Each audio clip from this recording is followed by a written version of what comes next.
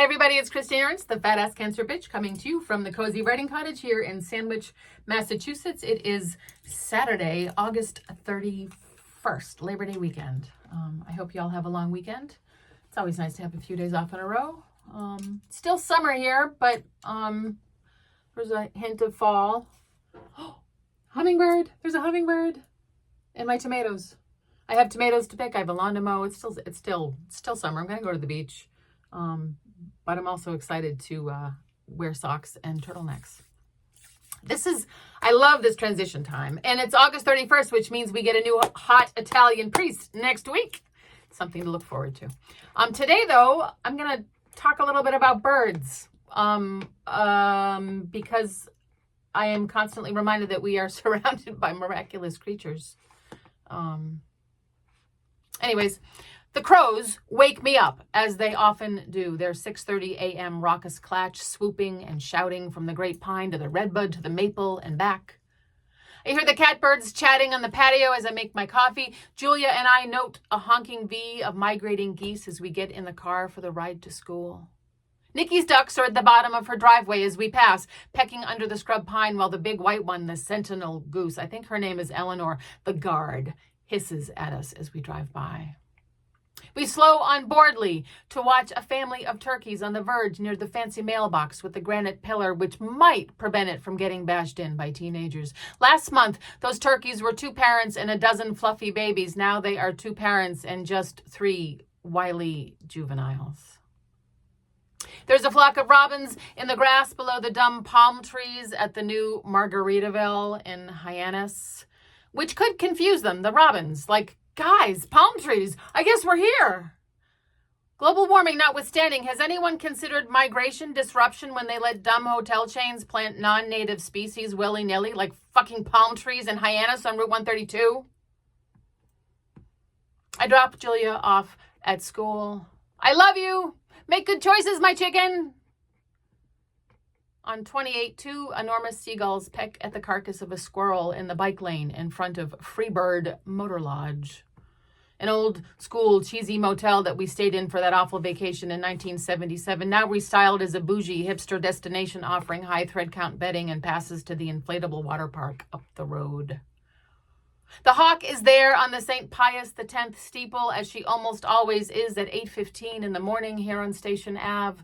Good morning, ma'am, I say aloud, imagining her view, not the traffic or the strip malls or the Trump signs down where I am, but the pond and the crowns of trees, the rooftops, the swath of golf course and country club, the ribbons of pavement, the shore, the everlasting ocean. There's a story on NPR now about a German scientist who brought back the northern bald ibis, a big glossy black bird as big as a goose with a long curved red beak. A bird thought to be extinct for more than 400 years in Europe. But this guy from Germany bred them in captivity, raised them from babies, and because they imprinted on him, he now has to teach them how to migrate, how to get from their home in the Alps all the way down to their wintering grounds in Andalusia. He gets in this ultralight plane with a bullhorn, and the ibises follow him as he shouts to them from his flimsy little parasail plane, "Come, come, come." This guy and the birds are all in the south of France right now on the last leg. The birds will remember the way from now on and will teach their young. And I cry as he tells the interviewer that he will never see them again after he gets them to the bottom edge of Spain. I pull in the parking lot.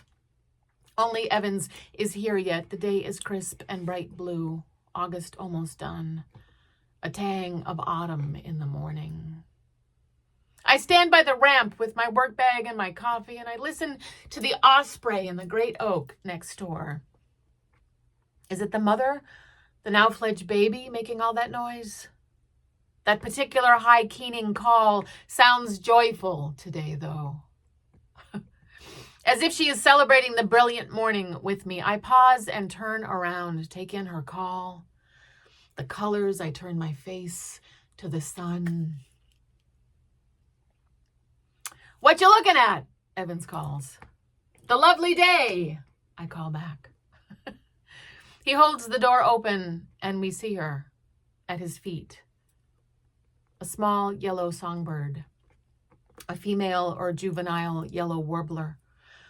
Creamy yellow back and wings, a khaki grayish breast. Evan picks her up so gently. Dead. No flutter. She must have flown in to the glass doors. He holds her so tenderly, and we marvel sadly at her colors.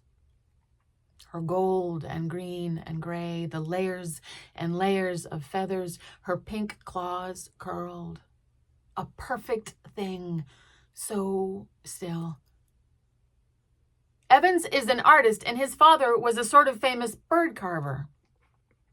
He strokes her feathers, tells me how his dad had a freezer full of dead birds that people had found and brought to him so he could use them as models. He strokes the yellow feathers, tells me how his dad could carve wood to look like life. We are silent for a moment. Both of us, I think, hoping she might twitch or come alive. We wait for the breath, the chirp. Come, come, come. She does not. Evans buries her under the hydrangea on the patio. I leave the door open for the morning.